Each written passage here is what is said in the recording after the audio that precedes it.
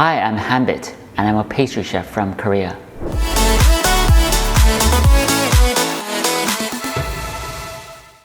Hi everybody, it's Confit here. 안녕하세요, 조한빛입니다.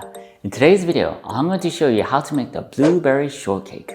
And this is a Korean style blueberry shortcake, which is extremely airy, light, and moist. First, I'll go over the structure of the cake. I'll be using 3 layers of Genoise sheets, of which each of them would be 1.5 centimeter thick. I will apply syrup and blueberry confit to the Genoise. And then I'll top it with fresh blueberries and whipped cream. Finally, I'll cover the cake with icing cream, followed by decorations. I haven't included clips on how to make Genoise in this tutorial because I felt that it would become too long. Please refer to my previous upload on how to make Genoise.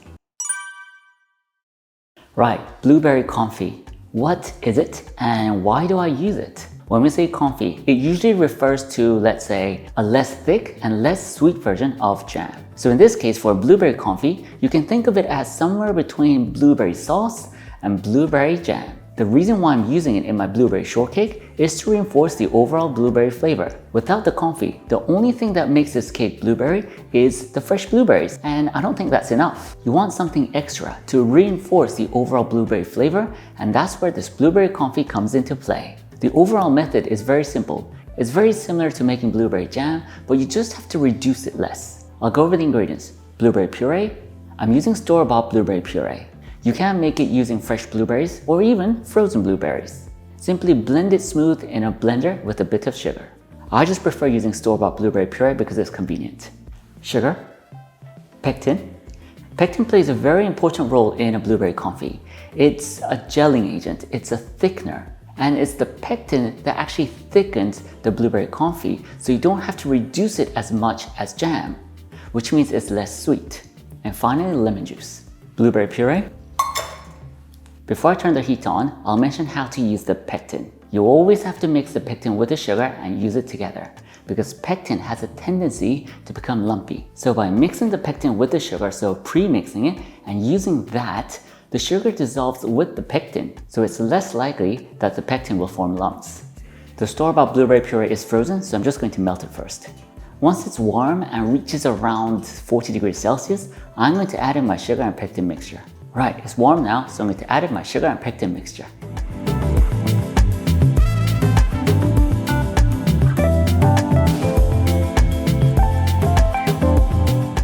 Right, I can call that boiling now. I'm going to reduce it and boil it further for a minute. Although you're not reducing as much as you would for a jam, you do have to reduce it a bit. Great, so that's been a minute. I'm going to add in the lemon juice.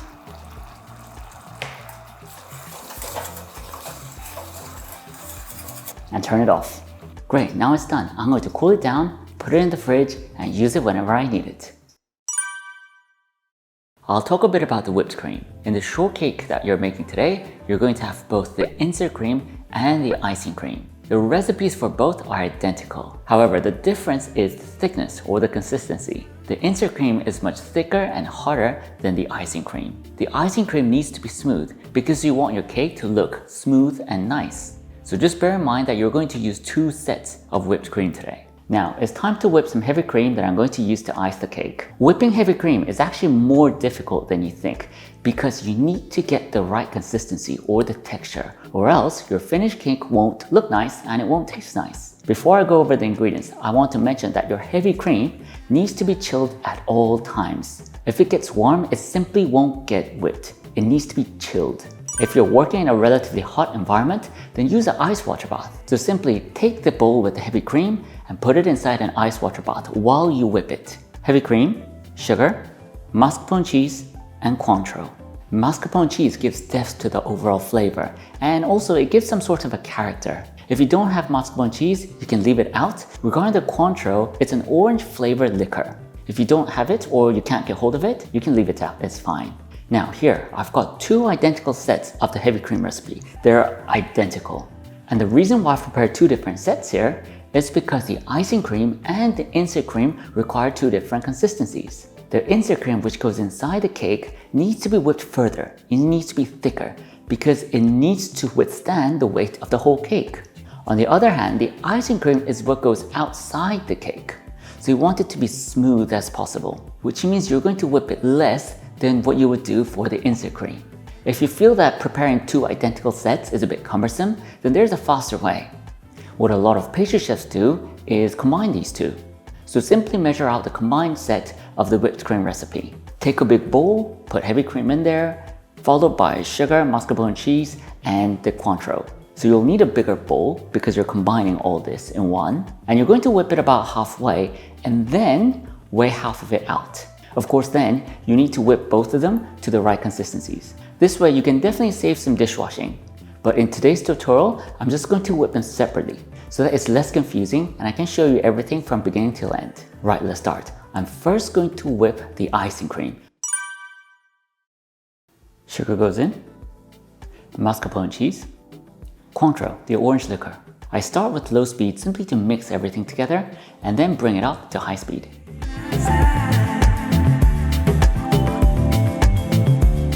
Look out for the ripples. The ripples are a sign that your cream is thickening. Remember, this is the icing cream that goes outside the cake, so it has to be smooth.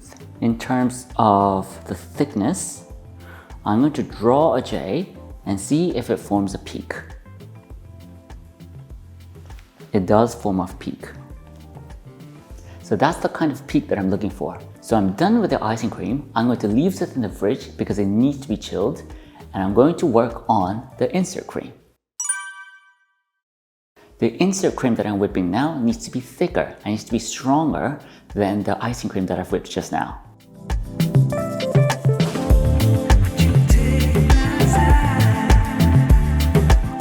And this is the consistency that I'm looking for an insert cream.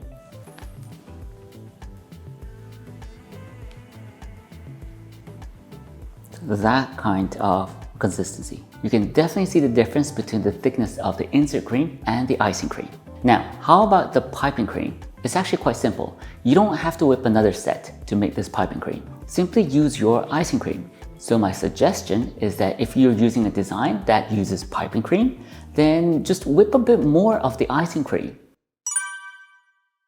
Now, before I assemble the cake, there are a couple of things I need to do. I've got my nice looking sheets of Genoise here, and I'm going to apply the syrup and the blueberry confit. You do need to apply syrup to your sheets of Genoise to keep it moist. The whole point of the blueberry shortcake that we're making today is that it's soft and light and moist. Therefore, you do have to apply the syrup. The syrup may seem like a lot, but you do need quite a bit of it to keep this cake moist. A tip when applying the syrup to the sheets of Genoise is that you don't want to brush it, because when you brush it, you're actually brushing off the crumbs as well, which you don't want. So simply just tap tap.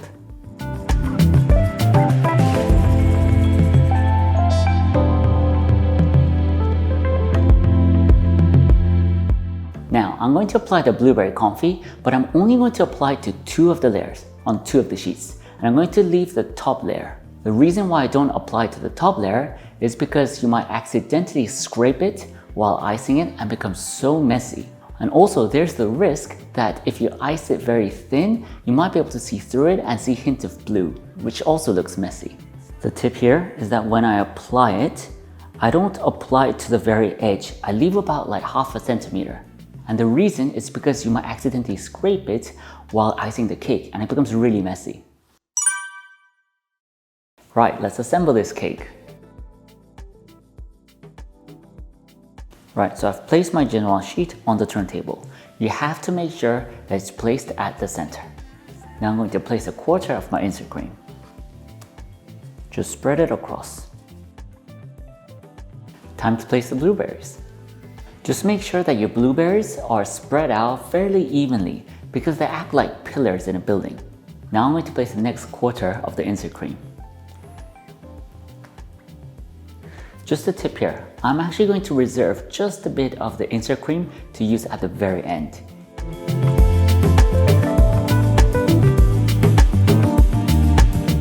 Okay, I'm going to place the next layer. Again, the same process, quarter of the insert cream.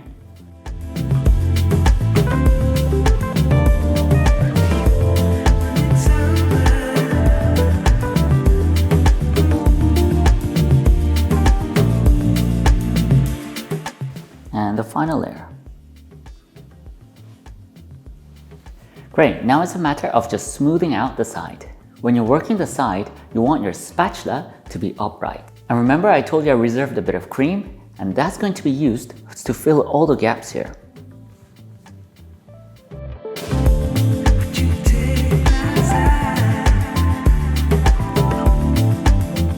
Great, so that's done. So now I'm going to use the icing cream and ice the outside of the cake.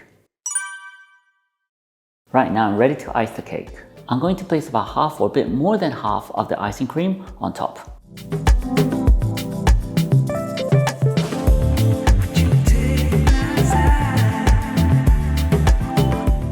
Now I'll work on the side.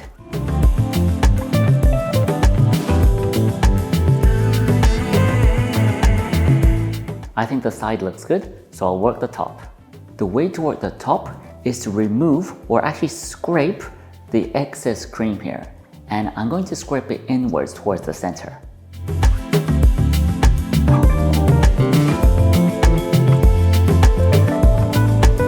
Perfect, there we go.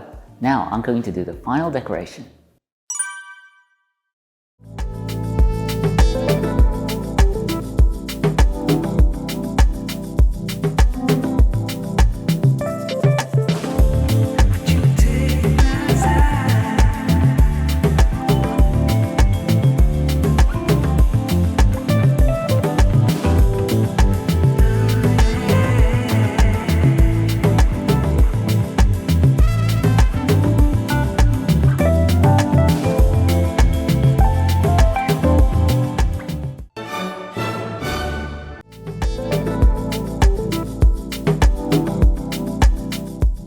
It's time to try this amazing cake.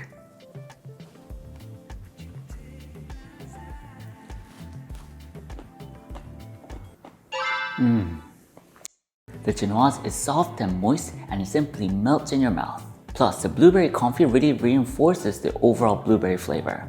Honestly, this is so good. Hopefully this video was helpful. This blueberry shortcake is one of the best ways to use fresh blueberries. It is so delicious, so you have to try it. I'll come back next time with another amazing recipe. Thank you very much. 감사합니다. You blow my mind. I don't know if you know yet.